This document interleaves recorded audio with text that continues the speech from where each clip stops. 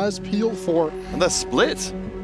It is a split decision, it seems like here. Golden Finale, Component Anvils, Champion Delivery. Champion Delivery is a little extra gold here, is something to keep in mind, but it is going to be a full-on split here as well, so very clear intentions for the likes of Steel Division. They want that Golden Finale, but it is going to be the Champion Delivery coming through here for the likes of the GEEKAY Esports side of things here. So I don't mind this at all from GEEKAY's side because, of course, they've got the game in hand already, so they can afford to play in a higher variance environment because, of course, we don't have the control over the Champion Delivery we might have in a Champion Conference, for instance. So there still is a possibility for things to go pretty wild, but I mean, if you take that chance here for GEEKAY Esports and the coin flips your way, you're done with the series, you carry on, ZETA Division are done. Yeah, and that is what it's all to play for here as well. These early pairs will be so important here. Just able to set that tempo in stage 2, just have full control. The biggest example that we saw yesterday was in Steel Division's Game 3 against Wolves Esports, where Wolves were just able to fully take control over the game and hunt down the ZETA players with that. Was very strong early game pickups here. So, yet again, we see AJ's pair. We do see the Elite's pair as well, so a strong shapes opener on the cards here for likes of Dom, should that be one he wants to go for. Yeah, because of course we've talked about as the overall team strategy, just referring back to Dobbs' heartbreak from before, it doesn't seem like a player would necessarily made his peace with being, this is my role in the game to get knocked out slowly and do as much damage as possible. He seemed to be genuinely upset, so I think from Dobbs' side of things, I'm going to keep a close eye on him to see. It seems like he has it in his mind, he's going to be making a bigger contribution this time. Yeah, absolutely, and that's kind of the thing as well is worth noting. When we were doing like our theory crafting going into this event, right, we were talking about how each player would have those like roles be dedicated at the start, but it has proven to be a much more fluid and flexible game plan coming through, Peter.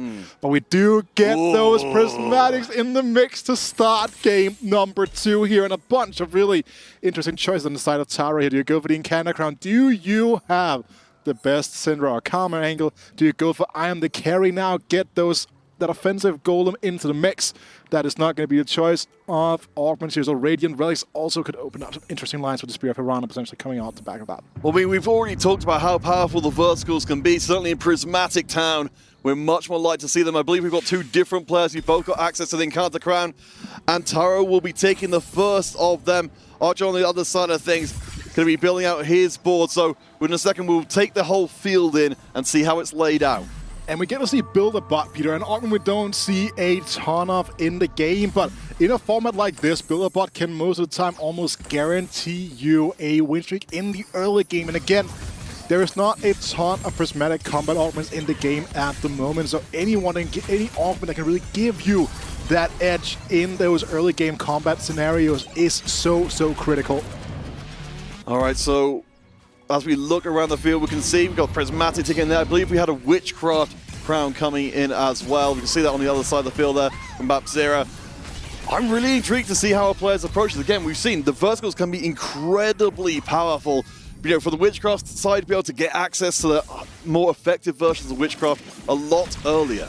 Because you're playing a bunch of relatively middling units as well, right? To kind of get access to that like vertical Witchcraft angle, but getting access to potentially 6 and 8 much more effectively means that something like that Fiora will become even more dangerous. You can put the Witchcraft emblem on to Karma. It's been one of my favorite ways of playing it. Surprisingly, full-cost flex board that includes Karma, I know.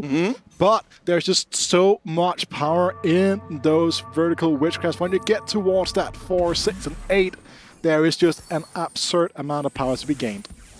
And I like what our observers are trying to show us there, that I believe both teams have been able to pick up the Mogul's Mail. We saw how incredibly powerful it was in the previous game. So as much as we've got a Champion Delivery bringing extra gold, now both teams have the extra gold course we're seeing here. We can potentially proc several times across the fight. Not quite there for VCSLF as of yet, but as you said, later on into the game, could be an absolute massive source of income. And you also will get that Gambler's Blade on the back side of things, so a strong attack speed item for the Syndra if that's the route you want to go down. So it just all kind of comes together, and that's absolutely one of those like nice adaptations, understanding what's at the top of the game at the moment. So, I mean, this is the kind of thing that I find so interesting about the meta today, because while it's extremely narrow, and, you know, we've of course been talking about, you know, that it's definitely not going to be allowing for our flexible players to get the most out of the whole set as a, because we're so early on in here. We are still seeing a lot of different approaches to maximizing what is successful at the moment, which of course is Syndra. Yeah, and as well, also something I need to talk about here as well is that immovable object augment, Peter. One of the strongest augments in the game. Gets the increased radius, but also that 70% increased effect of that Randuin's Omen as well. It just frees up your positioning so much more than you normally would have to do around the Randuins. Yeah, I mean, you can see it flashing on the board. That's an absolutely massive area effect. And you said, looking forward to when you've got more units on the board, that's going to be a huge amount of value. We do see, though, on the left-hand side, that we've got ourselves a reroll going through. One thing which we haven't seen very much of is the Warrior reroll. Going around the Akali and the Nida, we might actually we're being teased with it at least a little bit here. Yeah, but again, it's a Rage Bait Slam on the bench. We're seeing an Ashe and a Jax, Peter. They share a trait. What is that trait named? Well, I mean, it's not Warrior. It's not... Sorry, I forgot all traits. Certainly on Multi-Striker. I'm pretty sure it's still Syndra. It could still be, but again, with that prismatic ticket, you're going to be able to just roll much more aggressive than you normally would be able to, right? And that's where, like, your entire power of a prismatic augment comes through. So being able to get that Kassadin or Syndra online, depending on which route you're going to be going down with that Rage Blade. We saw over the course of yesterday, a lot of people actually kind of moving towards that Nash's Tooth being the better attack speed item for Kassadin as well. So it's also worth noting that Champion Delivery can also throw a massive spanner in the works for some players, because sometimes, it's like you're playing Conference and some people just get what they need tailored to them, but sometimes you're just going to get random free gold. Here, for instance, right, getting that Hecarim in there, that's a multi-striker, a very strong one as well to boot. So very interesting one to work with. And do remember, of course, this was the choice that GEEKAY made. They were the ones who populated this portal. They wanted the variability in the game. I think, if anything, I kind of admire it as a way to try and attack the mental of ZETA Division here, of saying, there are going to be things that happen in the game which could help pressure your mental. By seeing your opponent hitting the perfect unit, that puts pressure on you to say, I've got to make a game plan work in an uphill battle I wasn't expecting. Yeah, super excited to see how this is going to unfold now. And early Morello slammed on the side of Archer, really just eating in towards that full-on win streak angle over the course stage 2. And if you do a fight stage 2 with the build-up when you have a strong frontliner in the Lilia, that is definitely something that's going to be horrific for your game plan. But also it's worth noting that Lilia free, not the strongest one, because even with high horsepower being her hero augment, she still falls we off. Don't talk about that augment. She still falls off very heavily, right? So there is a limited time on Archer's dominance here. Again, there's something to keep in mind here. If he tags Kato, though, that is going to be very big for the economic game of the lobby here. Steel Division that would then go out without having a win streak going, but Cass does look like he's in a position to maintain a strong loss streak here. Yeah, and he's the one leading in the loss streak ahead of VLCF. So, well, of course, if we call back to game number 1, in that instance, GEEKAY were controlling both win streaks and both loss streaks coming out of the initial stages. In this case, it's a lot more even in the game. So hopefully, a lot more even in the in the game overall. Yeah, definitely something that we are going to be praying for here, right? It's worth noting that the one game that Steel Division they did win yesterday, they won on the tiebreaker of winning out the game. They haven't had a dominant win just yet. All right, as we come to the tail end of that, it's looking like everything's intact. So both teams keep hold of their win streaks. Both teams keep hold of their loss streaks. So again, as we go forward, again, continue the further injections of gold. I'm really curious to see how this goes. You mentioned the Gamblers play coming in with the Nashers, exactly as you called from before. VCLF should be able to bring this Syndra up to efficacy very quickly. And then the big question here becomes, how deep does VCLF go on free to red? He has the means of regenerating the economy with the Gamblers plate, with the Mogul's Mail, but it's also a big difference. Like, it's going to be a very big indicator for how he's going to be able to approach this game. Is he going to be going down the reroll route? Is he going to go for the terror route we saw last game, where a lot of players going for the Syndra too, and then just pushing levels to kind of just fit out that board in that way and stuff? Well, in terms of, like, if we go back to the whole idea of these flexible team roles, do you have a preference in terms of between those kind of two angles, with the between the rerolls and going for the later game, in terms of what you can do for your team? No, it really depends, because again, a part is like just like adapting your game plan, right? That's a big deal, just being able to adapt your game plan to what's happening around you. So that doesn't necessarily come down to what you can do for your team. It comes down to, and it gets around the 3-2 point here when people kind of figure out like how doomed their spots are. And so that is when you gotta make that decision, flip the switch, say, you know what, I'm gonna go into full-on denial mode from here on out. But right now, very interesting spot being played from Taro, just, you know, stabilizing around this Vex 2 with the Vigar as like the third mage alongside the Galio. And actually a frontline combination I thought we would see a lot more of this week. We haven't seen as much of it so far, but the Galio Vex core is so strong in the front line, but very often it needs to be tied together with that Nora. Nora being that 5 cost means he's a lot harder to hit normally, but it is an incredibly strong combination here. But already now, Peter, you look at how low that Lilia got at the point of this fight here. Once these 3-2 roll downs come into the mix, if Arcjor doesn't heavily invest, doesn't find a lot of other upgrades around this, that could be the end of the road for that win streak, Peter. But we are going to be going into Prismatic. All right, Prismatic, and not a drop to drink. So first time around, a lot of our players were picking up their emblems and establishing their boards early on. This time they can go a little bit more out in field and perhaps start to really claim their path through the mid game. You can see here for VCLF, picking up the tiny but deadly. That's certainly, you know, an injection of extra power to try and make the most of this gold generation. Yeah, finds that Cinder 2 on 30 gold, which means he will have a very effective way of not losing any attack speed on the Gambler's Blade, but also won't have to drop below an unrecoverable econ breakpoint. All right, we've taken a look on the far side as well. The reroll's happening. It doesn't look like we've got a pretty decent multi-striker board coming together, but again, I think you're exactly right. We'll keep our eyes on the overall field. Arcjor with a very time-limited approach up against Bapsira, who's not on a win streak of his own. It does seem like, for the GEEKAY side of things, that they've got at least a good route for Arcjor to keep things going for now. Yeah, it's also worth noting here when you look at the Bapsira side of things, right? Again, I was talking about the Kama being the end destination of this composition here. Blue buff Gunblade onto the Zoe already. Oh yeah, for sure. I'm really excited to see, you know, some of the few different approaches coming into this one, as Kato, the other win streak, will find an opponent who, in VCLF, who's also not making a concerted effort to try and take his streak away. So as we head deeper into stage 3, all of our streaks, no, my apologies, nearly all of our streaks remain intact. Yeah, but Kato has a Karma already, Peter. It's 3-2, 3-3, found a Karma, Morello already. That's not allowed. No, but it kind of explains why we are seeing these two players on a 100 streak here. And again, it's going to be a really big decider of the lobby tempo whenever Arcjor and Kato are going to be facing up against each other here. And also, I want to kind of highlight some changes in the game perspective so far from last game. This time around, it's Kes and Taro at the bottom of the standings here. Tidal has a much stronger tempo-centric line to play for this time around. All right, we've got our two win streakers against each other. Let's see if the time has come to see ZETA Division take control of the lobby. We did see from our little display at the bottom before, this board from Kato is worth just a little bit more, and we've got the variability of those sleeves gloves in the mix as well. The Karma has only got the Morellos for the time being, but it's a real slugfest in the middle here. Both teams barely giving an inch.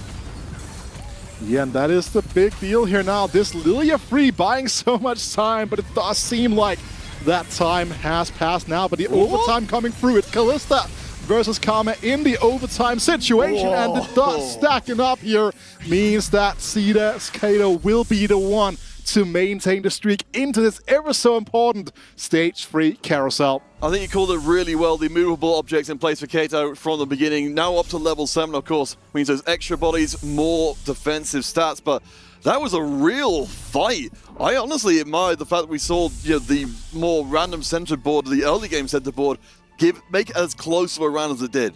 See Tidal right now trying to figure out which exact component he wants, what he needs to block off here. So it will be a chain vest left open here. And interestingly enough here, Kato went for the free cost rod here, was not confident in his ability to get to the Olaf.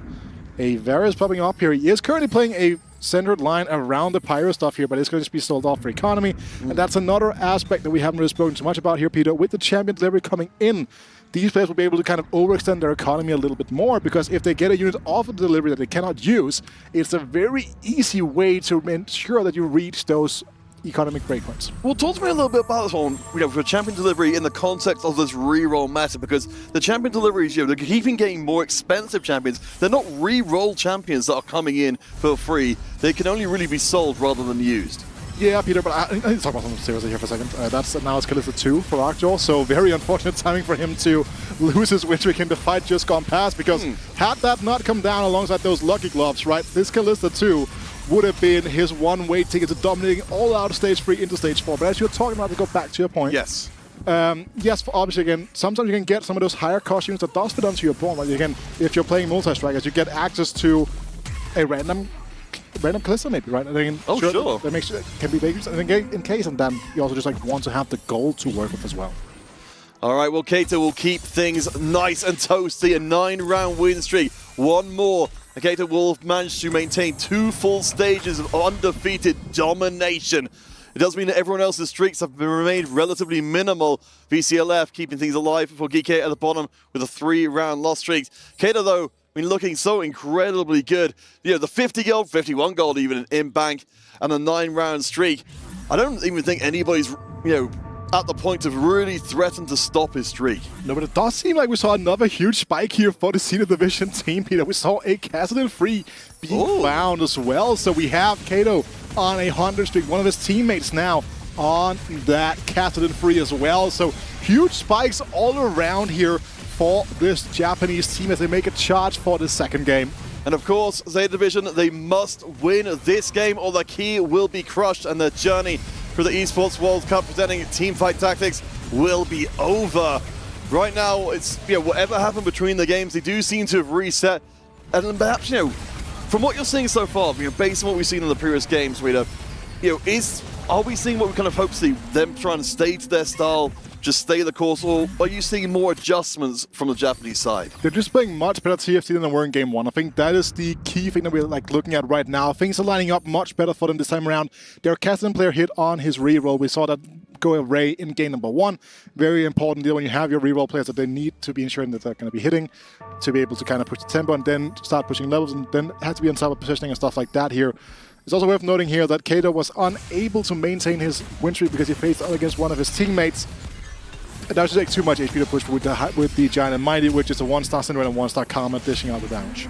Yes, no, I was so certain that Kaito was going to be able to keep that streak going. I didn't even notice that one for a second there, but there we go. A second Karma just arrives on the doorstep like rather that. It seems like the stars were aligning here. Would it not be ironic indeed if it's going to be the delivery here that is the deliverance of ZETA Division? And this time around, we now saw the likes of Tidal also hitting his 3 stars in that Kog'Maw reroll line with that Marksman's Toolbox as well.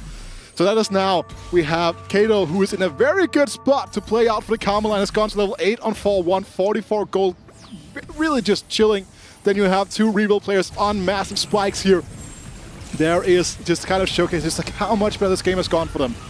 Well, we haven't seen a huge amount of dobs for a little while, but one of the interesting choices being picked up here very early on, the Preserver emblem coming through. Of course, we knew this was going to be at least a somewhat emblem-centric lobby. We do know Warrior Preserver was one of those kind of sleeper compositions that did very well in the previous day, but Preserver's overall still very powerful, but not as popular by far. No, but the issue is that you don't get a lot of power by having like a Preserver, like your entire prismatic being tied to a Preserver emblem. Obviously, right, like, that's another thing as well. As we do enter the triple prismatic, so really big tempo. But Preservers are very often part of the very highest cap boards just due to the power of Morgana being such a powerful unit to cap out around. Rakan also one of the best frontliners, again, having that duality of healing and damage coming through on his side of things as well. So no golden X at Peter, even though I do think Kato would have been in a position to kind of pull it off, but I'm just going to go for the traditional, good old-fashioned new recruit here. Could you do the duplicator to get the Karma 2 into the mix, now just play for the massive tempo, try to at least guarantee him like getting fading out to the top 4. No, I'm very upset I didn't get to yell egg, egg, egg over and over again, but perhaps it will happen at some point during the competition. I think, yeah, it's very measured play, it's very deliberate play at this point, even with the confounding factor of the champion delivery sending in extra bits and pieces across the boards and the extra spikes that might entail.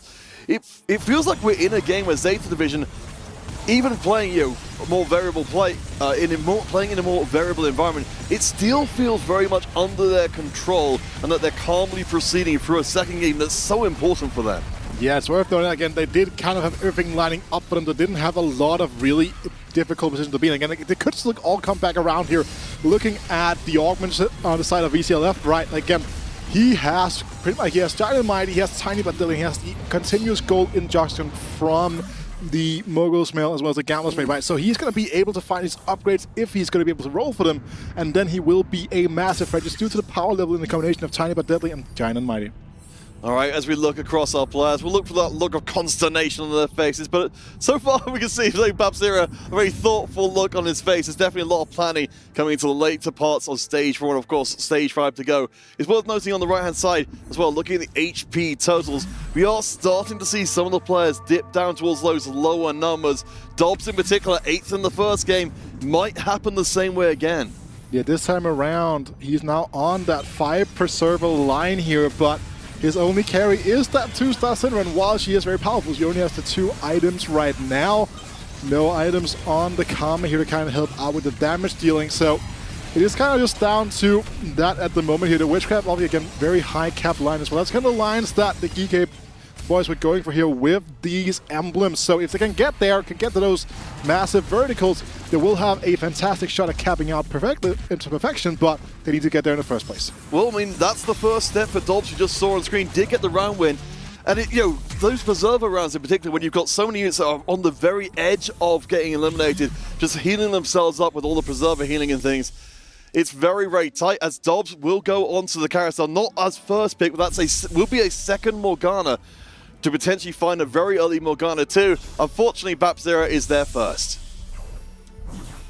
Just looking at this thing as well, worth noting that Babzera does have access to a duplicator as well, so could also be a thing to keep in mind that he still hasn't used the one he got from the new recruit on free too. So a lot of spikes still in the waiting room here for the likes of this GEEKAY squad, but also worth noting, Peter, they have 3 people that are closer and closer to that chopping block at the start of Stage 5 if the current tempo keeps up the way it's been going so far.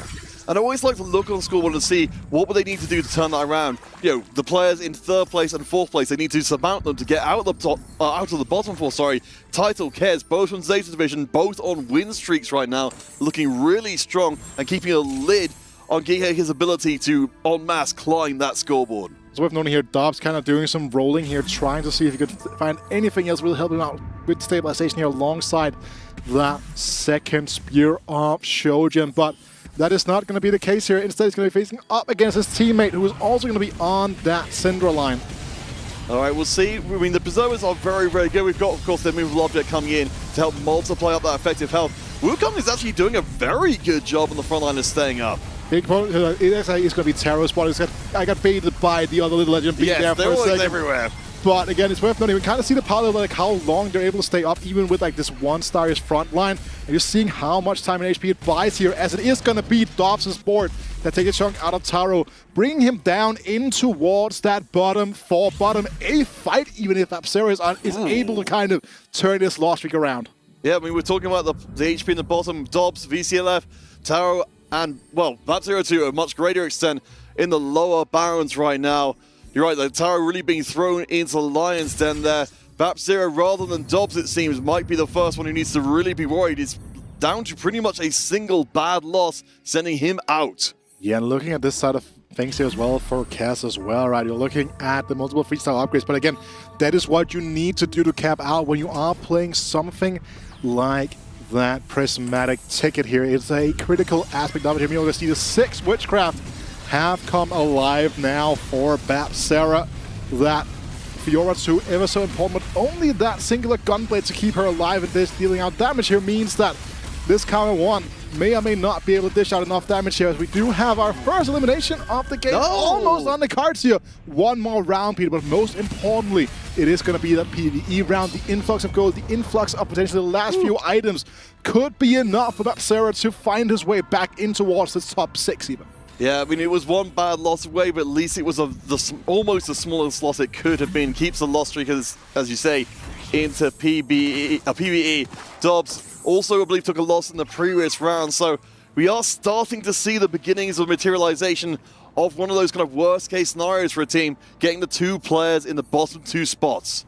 Also, a very awkward position here as well for RIYADH, right? That support goal, one of the strongest augments in the game, but not a lot of flexibility when it comes to the positioning aspect of the combination of the Zeeks plus the Zephyr here. No option for the frontline Zephyr. You're going to be losing out so much damage on that Kalista here. And again, it's a unit that we know a lot of the time is only using 2 items plus that Fairy Crown. So like the Lucky Gloves kind of does the same thing, but you're not going to get that ever so important rage rate every single time. So that's another thing to keep in mind here. The Count could be a good one to pick up here as well if there's anything specifically he wants to roll for. Fiora being one of them, it seems like. All right, we'll keep an eye out longer term to check back in with Title. I mean, we're getting to see the unleashed form of the Tristana and the Cogwell being brought together. This time round, it's working tremendously better. I think thanks to that extra gold injection, we're talking about the ability to hit, the gold thresholds to get your reroll on much, much quicker, working very well. And we saw a lot of Radiant Refractors yesterday as well, but this time around we're seeing it on an item we haven't seen a lot of here. It is going to be that Stone Plate here being the choice as well. Just getting that healing in there, getting that massive survivability for the tank, buying time for those backlines we talked about in the previous game, Peter. All right, focusing back on BapZero for a second, of course. His potential elimination is the front row seat, but it looks like for now, the Witchcraft board, 6 Witchcrafts as pointed out before, the Witchcraft emblem on the Karma means she's spreading that across the entire squad.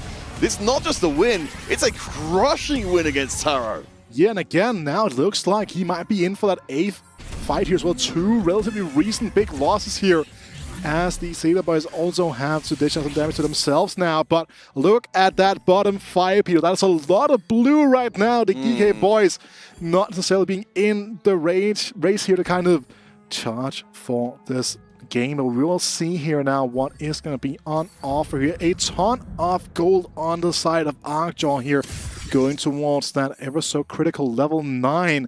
Ups that Preserver count, finds that Morgana as well.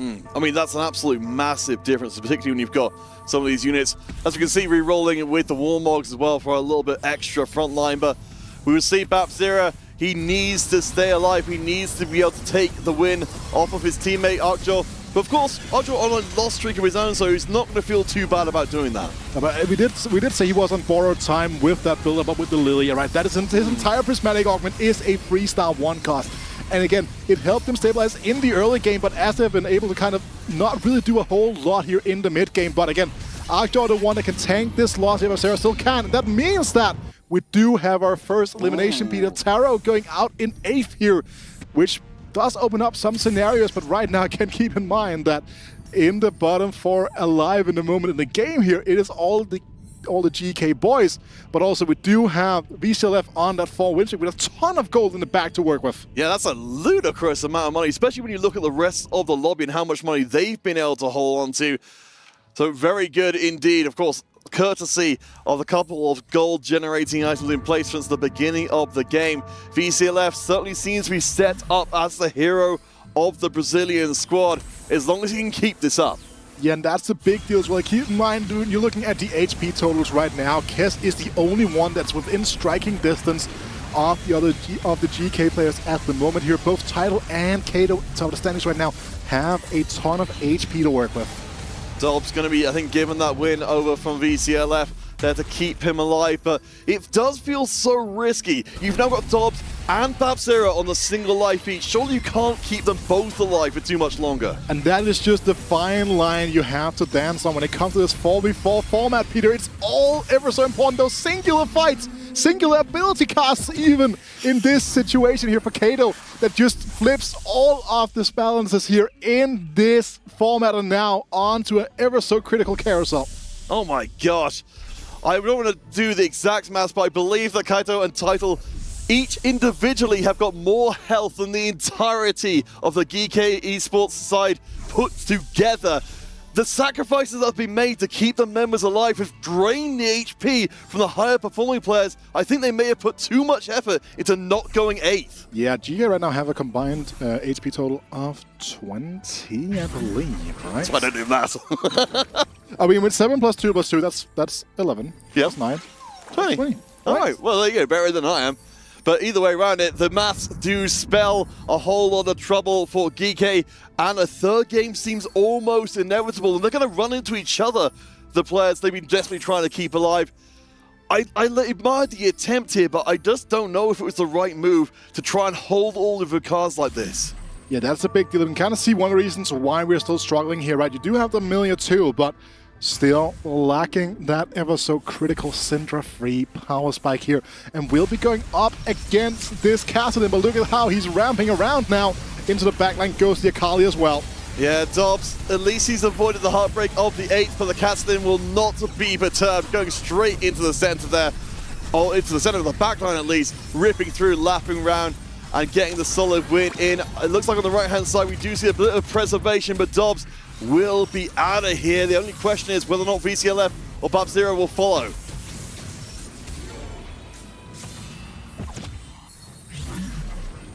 It's just the one. So BAP0 on a 4-win streak now as well, able to kind of turn this all around now. Kess in striking distance at 11 HP here. This is so close here, and it's like there are 5 players in the game right now that can be eliminated. That is crazy to think about as well here on this side of things. A temporary Dragon's Claw for BAP0's frontline being one of his best choices on offer. I know, of course, you've got a lot of competitive experience yourself.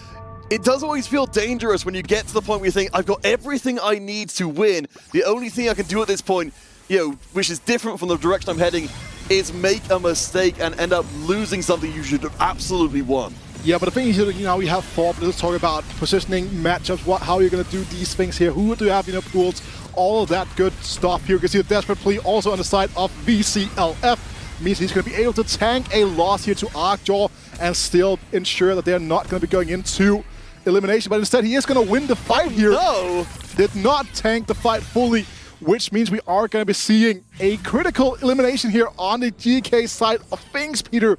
That is a massive risk. And when you had the Desperate Plea, you had to stay alive for 10 seconds, so you can't fully sacrifice your entire board. And walking that balance and ensuring you don't get run over by the likes of Tidal, by the likes of Kato, is super, super important. Again, Peter, keep in mind, Kato and Tidal currently on 2 loss streaks, the 2 of them, right? There is an opening here for the GEEKAY squad. As long as BAP0 doesn't go into that bottom 5, it's all to fight for here right now for GEEKAY. All right, well, while the possibility stays alive. Of course, BAP0 looking to try and avoid what happened to Kez in the previous game. You win out the lobby, but leave your team behind in the dust. Right now, ZETA Division occupy the top 3 spots. But you're right, the HP Turtles, particularly from Title and Kez, dropping down into a dangerous situation. We could be just a couple of rounds away from seeing maybe ZETA getting knocked out. Yes, we do have access to the Ascended Charms now. We can see Kato here figuring out whether he wants to pick up the tower. Making an item position here last second as well. We'll be getting a ghost fight here, so doesn't have to make any sacrifice in terms of pure combat power here. A dragon coming out though for BAP0 could be ever so critical. Yeah, going up against Kez, who's only got 11 HP of his own on the left-hand side of the screen. Keeping an eye on that Kassadin, who's chewing his way through the board. We can see the Fiora on the other side trying to do the same thing. The Kassadin is ramping up pretty well, but he's being left all on his lonesome. And just look at the Witchcraft board that's going to rip through and make the elimination as well. Yeah, that opens up everything here as 2 Senior Division players have... No! The Desperate Plea from Tidal, as we did see as well. I noticed, and then I saw the overlay, I was like, yeah, but that's a big thing as well here. Notice, like, Tidal is playing a very squishy reroll line right now that is not going to be challenging for the win overall. It looked ever so doomed for the GEEKAY squad, Peter, and now they are 2 fights away from beating Senior Division 2-0. Oh my gosh, there is a 1 life on every single one of these 4 remaining players. The game has been totally reset at this point. You need the first place to win the lobby. That's the only thing that matters anymore. As Title goes up against BAP0, both against each other. We'll try and keep eyes on both sides of things. The Witchcraft board goes through him like a knife through butter. That's an elimination first off. On the other side, we have got the Syndra and the Karma board starting to build through. I think we're going to see 1 elimination apiece. No, it's a double Senior elimination, Peter. GEEKAY Esports with the massive upset. Senior Division going out. That is a huge surprise, right? They lost to the Wolves Esports team yesterday. We did not expect that. Branching out, took out this GK squad 2-0 yesterday. This time around, they come back with a vengeance.